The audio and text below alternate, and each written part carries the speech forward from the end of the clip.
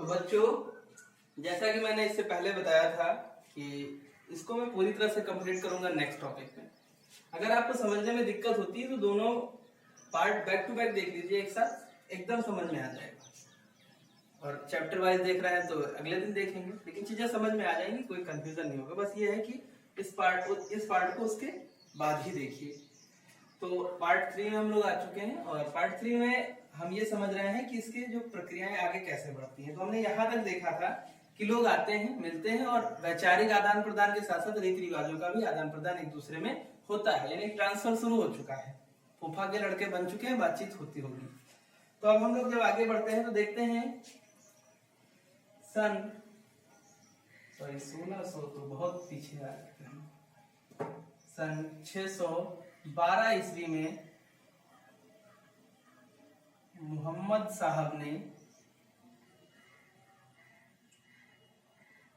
स्वयं को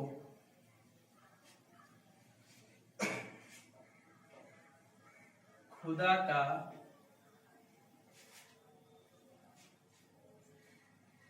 पैगंबर ठीक घोषित किया। बताते हैं कि हीरा नामक गुफा में ज्ञान प्राप्त होता है और ज्ञान प्राप्त होने के बाद उनको कुरान प्रेषित की जाती है ईश्वर के द्वारा। और फिर जब लौट के आते हैं गुफा से तो बताते हैं कि मुझे ज्ञान प्राप्त हुआ और मुझे ईश्वर ने ये बताया है। और तभी से इनको पैगंबर को रसूल के नाम से जाना जाता है। ठीक, तो मोहम्मद साहब ने 612 ईस्वी में इस बात की घोषणा की, घोषित किया, स्वयं को पैगंबर या रसूल घोषित किया और बताया कि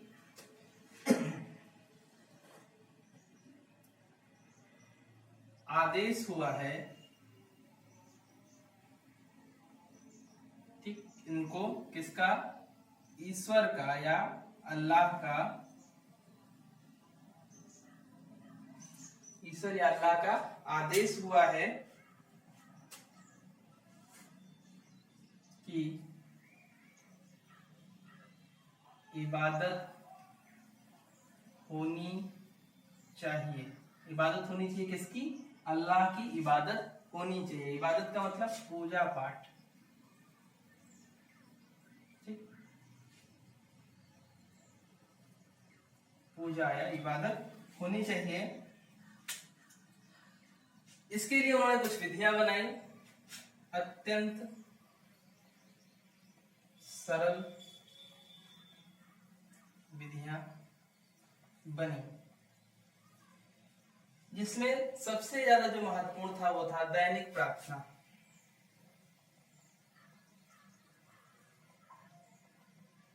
ठीक, इस्लाम धर्म में 5 मूल सिद्धांत बताए गए हैं। हम लोग उसको समझ लेते हैं कि क्या क्या होता है। सबसे पहला शहादा अर्थात विश्वास। ठीक, यानी इस्लाम में विश्वास रखना। फिर उसके बाद आता है नमाज। नमाज आप जानते ही हैं, इबादत का एक भाग है, पार्ट है। उसके बाद आता है रोजा। फिर उसके बाद आता है ज़कात और फिर हज। ठीक,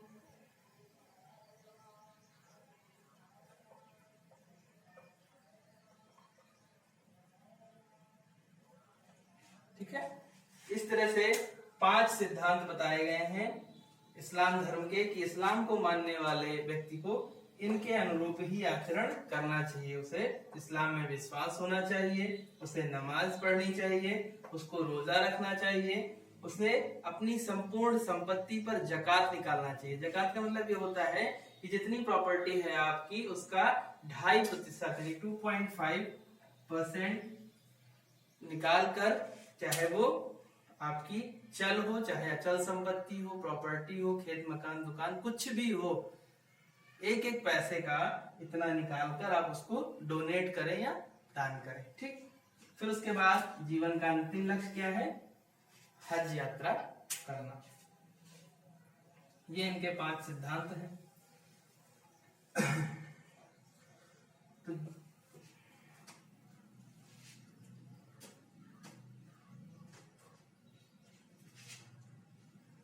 बताया, किसने, मोहम्मद साहब ने बताया कि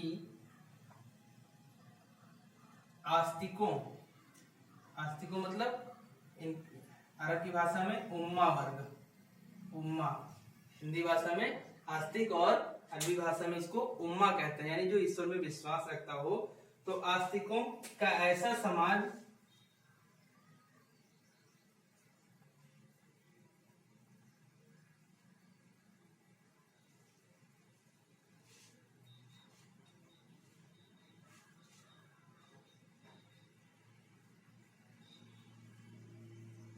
जो धार्मिक विश्वासों से जुड़े हों,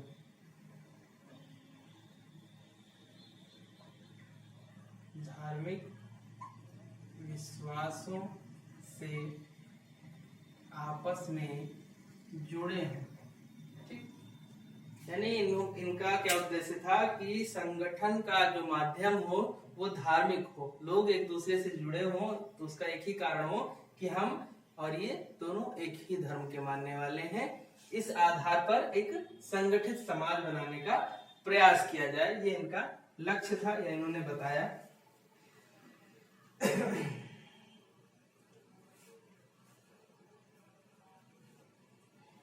इनके इस संदेश से मक्का के वे लोग ज्यादा प्रभावित हुए जो धार्मिक और व्यापारिक उपेक्षा का शिकार अनुभव कर रहे थे। वो जिन्हें ऐसा लगता था कि संगठित ना होने के कारण वो धार्मिक व्यवस्था से भी उपेक्षित हैं और व्यापार में तो उनकी कोई भूमिका है ही नहीं, जो ऐसा समझते थे, यानी स्वयं को समाज, वर्तमान समाज की व्यवस्थाओं के कारण उपेक्षित महसूस कर रहे थे, वह इनसे ज्यादा प्रभावित हुए। सिंपल सी बात है कि किसी भी धर्म का विकास तभी होता है जब कुछ लोग किसी विशेष धर्म से उपेक्षित महसूस करते हैं। यदि व्यक्ति धर्म से संतुष्ट है तो दूसरे धर्म में क्यों जाएगा। अगर भारत के बारे में देखा जाए तो जो जैन, बौद्ध, जो भी धर्म उदित हुए, बहुत सारे संप्रदाय, उनके विकास और उनके बढ़ने का जो काम था वो इसीलिए हुआ क्योंकि सनातन धर्म में बहुत सारी कुरीतियां विद्यमान थी। तो जो रिफॉर्मेशन का एज होना चाहिए था, सुधार का काम होना चाहिए था, वो सुधार का काम धर्म के अंदर नहीं हुआ बल्कि धर्म के बाहर लोगों ने दूसरा धर्म बनाया और फिर वही कारण था कि उपेक्षित लोग सारे उससे जुड़े और तेजी से बौद्ध और जैन धर्म तरक्की कर गए। तो ठीक ऐसे ही हुआ यहाँ पर भी। मक्का के वे लोग जो स्वयं को धार्मिक और व्यापारिक व्यवस्थाओं में उपेक्षित महसूस कर रहे थे, वह इनसे सबसे ज्यादा प्रभावित हुए। कारण क्या था, इनको चाहिए थी एक नई सामुदायिक पहचान, क्योंकि इनके पास तो अपनी कोई पहचान थी नहीं, तो किसी के सहारे इनकी पहचान मिल जाती तो वही था, इसीलिए इनसे सबसे ज्यादा प्रभावित हुए।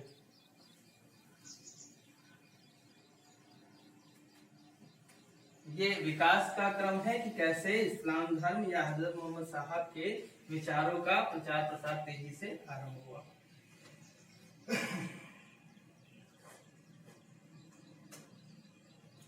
इनके जो सिद्धांत थे उन्हें स्वीकार करने वालों को मुस्लिम कहा गया।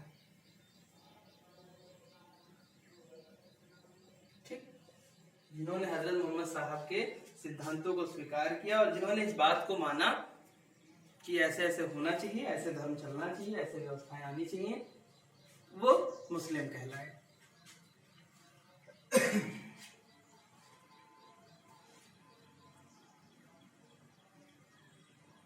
मोहम्मद साहब को सबसे ज्यादा विरोध का सामना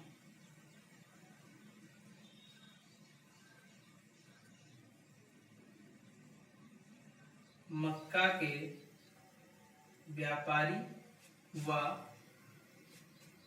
समृद्ध वर्ग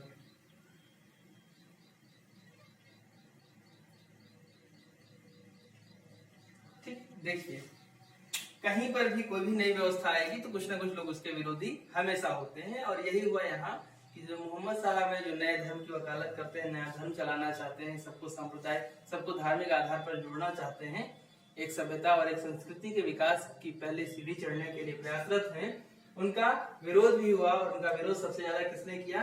जो मक्का में, जहां वो मूल निवासी थे, मक्का के व्यापारी और वहां के समृद्ध लोगों ने। उन्होंने बताया कि इनका जो कार्य है वो मक्का की संस्कृति के लिए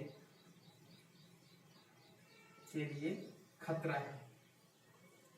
क्यों? क्योंकि उनकी मान्यता बहुदेववाद की थी, बहुत सारे देवी देवताओं को वो मानते थे, और बहुदेववाद की व्यवस्था के बाद सीधे किसी भी देवी देवता को ना मानना, किसी भी मूर्ति पूजा को ना स्वीकार करना, किसी भी अस्तित्व को ना स्वीकार करना डायरेक्ट उनसे एक्सेप्ट नहीं हो पा रहा था। इसीलिए उन्होंने इनका विरोध किया।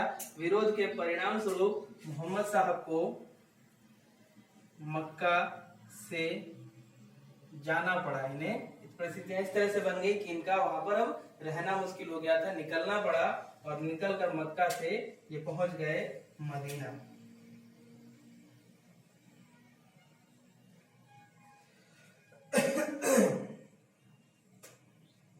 ये पहुंचे 622 ईस्वी में, यानी अपने आप को पैगंबर घोषित करने के ठीक 10 वर्ष बाद ये मक्का से मदीना को प्रस्थान कर जाते हैं। जब ये गए तो ये अपने अनुयायियों के साथ गए, ठीक, यानी इनके साथ इनके अनुयायी भी काफी संख्या में गए वहां पर।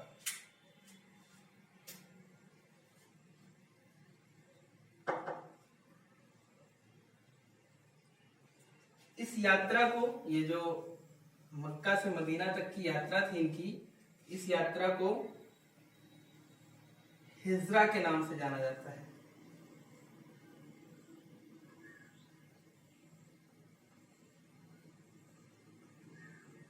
ठीक, नोन एज हिजरा।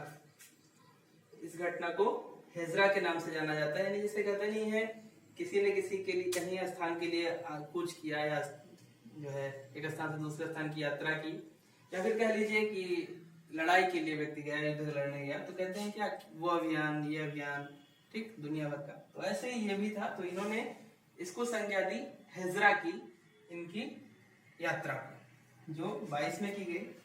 और तभी से इस्लामिक कैलेंडर शुरू हुआ। ठीक, यानी तभी से इस्लामिक कैलेंडर शुरू हुआ, जिस दिन से उन्होंने यात्रा की। इस्लामिक कैलेंडर के शुरू होने से कोई ना कोई संवत शुरू होगा। तो यहीं पर एक संवत की शुरुआत हुई जिसका नाम था हिजरी संवत। ठीक, आप लोग जब अपने यहाँ कैलेंडर देखेंगे तो एक कैलेंडर होता है ऐसे पत्रा टाइप का, जैसे ठाकुर प्रसाद, ये सबसे फेमस ब्रांड है, मोस्टली सबके घर में यही मिलता है। तो उसमें आप देखेंगे संवत लिखा है, शक संवत, हिजरी संवत। ठीक, तो ऐसे कई संवत लिखे हैं। तो उसी में एक संवत आपको मिलेगा हिजरी संवत। आप जब समय मिले तो आप देखिएगा तो मिलेगा उसमें।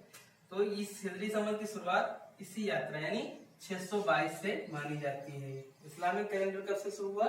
622 से शुरू होता है। इस्लामिक कैलेंडर में कुल 354 दिन होते हैं। ठीक, 354 दिन होते हैं। प्रत्येक माह 29 या 30 दिनों का होता है, 29 या 30 दिनों का। यानी जो ग्रेगोरियन कैलेंडर है, जो आधुनिक कैलेंडर है, जिसको इंग्लिश कैलेंडर मानते हैं हम लोग, उससे 11 दिन कम होते हैं इनके एक साल में।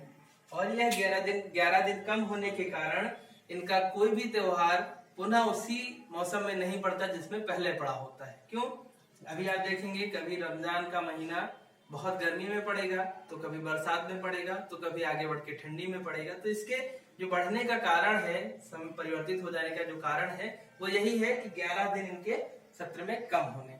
अभी आप देखिए होली की जो अगर बात कीजिए तो होली बस आपको पता है कि मार्च या फरवरी लास्ट से शुरू होकर मार्च के 10 से पहले या 10 तक हो जाती है। यानी अमूमन वो 15 दिन का समय होता है जिसमें आगे पीछे करके होली 2-4 दिन में होती है। ऐसे दीपावली अक्टूबर नवंबर में होती है तो उसी महीने में होगी, हल्की सी ठंडी के मौसम में। रक्षाबंधन बरसात में होता है तो बरसात में ही पड़ता है, उसमें कोई चेंजेस नहीं आते हैं। तो ऐसे ही बहुत सारे त्योहार जो जो सनातन धर्म से जुड़े हुए हैं उनमें ग्रेगोरियन कैलेंडर को मानने के कारण किसी भी तरह का जो है मौसम वाला जो परिवर्तन होता है वो नजर नहीं आता है। जबकि इनमें जो सत्र चलता है, इनका जो सत्र है हिजरी संवत का, इस हिजरी संवत का जो सेशन होता है वो मौसम के अनुरूप बदलता रहता है और मौसम अलग अलग तरह के हमें एक ही त्योहार में 2-4 सालों में मिल जाते हैं देखने को। अब हजरत मोहम्मद साहब मक्का से मदीना आ चुके हैं। अब हम देखते हैं कि मदीना में उन्होंने कैसे राजनीतिक व्यवस्था को अपनाया और एक समुदाय बन गया उनके समर्थन में।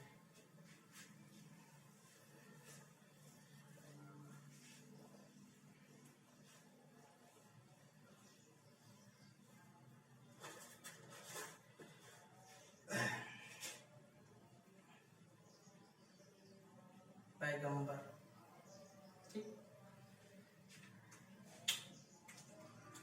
मदीना में अपने आप को स्थायित्व प्रदान करने के लिए और अपने अनुयायियों की सुरक्षा के लिए इन्होंने 3 तरीके अपनाए। स्थायित्व व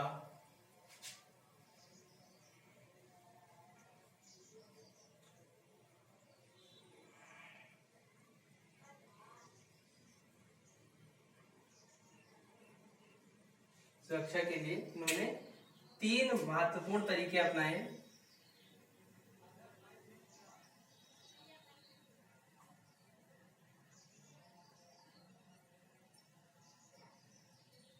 तीन महत्वपूर्ण तरीकों में चलिए देखते हैं क्या क्या था तरीका इनका।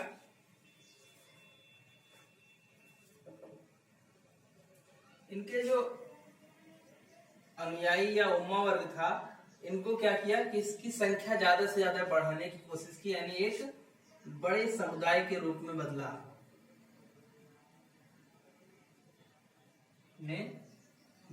यानी संख्या को बढ़ाया सबसे पहले। दूसरा इन्होंने क्या किया, बहुदेववाद को मानने वालों के साथ उदारता अपनाई ताकि उनको अपने नजदीक लाया जा सके, निकट लाया जा सके और नियंत्रण में लाया जा सके, ताकि नियंत्रण में लाया जा सके। ठीक, कभी कभी होता है कि कुछ व्यक्तियों के स्वभाव ऐसे होते हैं कि अगर आप उनसे बड़ी विनम्रता से पेश आइए तो ऐसे लगता है कि ये बहुत सीधे हैं, लेकिन कभी कभी अगर उनसे आप बहस कर लीजिए तो लगता है अरे ये कितने बड़े बहसबाज हैं। तो ऐसी चीजें हो जाती। तो ऐसे इनको समझ में आ गया था कि अब हमको अगर आगे बढ़ना है तो हमें डिप्लोमेटिक तरीके से यानी पॉलिटिकल तरीके से बढ़ना होगा, और उसमें हम क्या करेंगे, पहले उदारता और फिर उसके बाद अपनी बात को रखेंगे। ठीक, विनम्रता पूर्वक बात को रखेंगे तो लोग समझेंगे, स्वीकार करेंगे और अच्छाई होगी तो ग्रहण भी करेंगे। ये दूसरा तरीका था इनका। और तीसरा था इन्होंने कर्मकांड को जोड़ा। सादा सादा धर्म था, धर्म में जुड़ जाए तो क्या करें, कैसे ये पता चलेगा कि हम इस धर्म को मानने वाले हैं। जैसे सनातन धर्म है, मान लीजिए आप, बहुत सारे ऐसे हथियार हैं, मतलब हथियार का मतलब टीका हो गया, हाथ में हो गया, कलाई में जो भी पहनते हैं, तो बहुत सारे ऐसे संसाधन कहेंगे हम लोग, हथियार नहीं कहेंगे। बहुत सारे ऐसे संसाधन हैं जिनका प्रयोग करके, बहुत सारे ऐसे व्यवहार हैं जिनका अनुपालन करके, जिनका पालन करके हम समाज में बिना कुछ कहे ये प्रदर्शित कर सकते हैं कि हम किससे जुड़े हुए हैं। तो ठीक ऐसे ही इन्होंने भी समझा कि कुछ ऐसा होना चाहिए जिससे दूर से ही या उसके क्रियाकलापों से ही पता चल जाए कि ये इस धर्म को मानने वाला है। तो इसी में इन्होंने जोड़ा उपवास, यानी जिसे रोजा या व्रत कह सकते हैं, उसको जोड़ा, तथा साथ ही साथ कुछ नैतिक सिद्धांतों को जोड़ा। ठीक, साथ ही साथ कुछ नैतिक सिद्धांतों को जोड़ा ताकि ये संगठन तेजी से बन सके। अब यहां तक स्थिति पहुंच चुकी, और ये इनके जो अनुयायी थे अब वो क्या कर रहे थे, मक्का, जहां से इनको वहां जहां छोड़ के आना पड़ा था, कि काफिलों पर आक्रमण करते थे और जो निकट का नखलिस्तान का क्षेत्र होता था, यानी जो हरे भरे मैदान का, हरे भरे वनस्पतियां मैदानों का जो क्षेत्र होता था, वहां पर छापेमारी करते थे। गुजारा करने के लिए कुछ तो चाहिए, कबीलाई व्यवस्था थी, तो ऐसे में इनको क्या लगा कि मक्का से आने वालों को लूटा जाए क्योंकि ये हमारे दुश्मन हैं, और दूसरा आसपास के जो नखलिस्तान का जो क्षेत्र है, यानी जो हरा भरा क्षेत्र है, उस पर छापेमारी की जाए और आवश्यकता की वस्तुएं वहां से लाई जाए। तो इस तरह से क्या हो रहा है कि अब इनका धीरे धीरे आर्थिक विकास हो रहा है, और आर्थिक विकास के साथ ही साथ एक राजनीतिक संरचना ये अपनी बना रहे हैं। मदीना से, मक्का से तो फेल हो गया मामला, लेकिन मदीना से अभी अपनी राजनीतिक संरचना को स्वरूप देने में, आकार देने में जुटे हुए हैं। फिर अंत में एक बात का अनुभव हुआ इनको,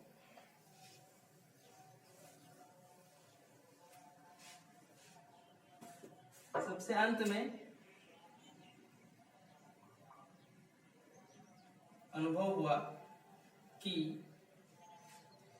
ये जो संप्रदाय है, इसकी सदस्यता बढ़ाने के लिए जो सबसे सही और एकमात्र तरीका है वो धर्मांतरण।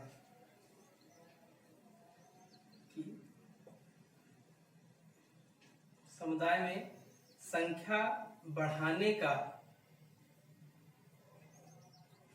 सबसे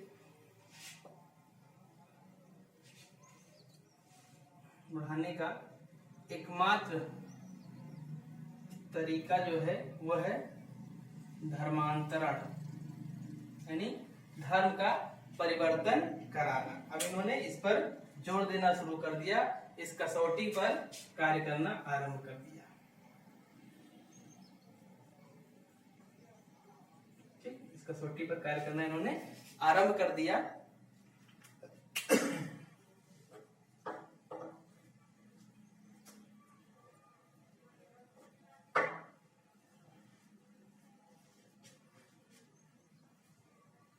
अब काफी संख्या में लोग थे जो इनके धर्म को मानने वाले थे और इनके अनुयायी बन चुके थे।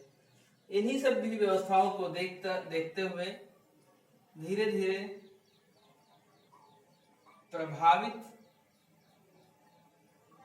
होने वालों की संख्या बढ़ती गई, तेजी से बढ़ती गई, और जिसके परिणाम स्वरूप यह एक धार्मिक यात्रा के लिए शुरू किया गया प्रयास, यानी धार्मिक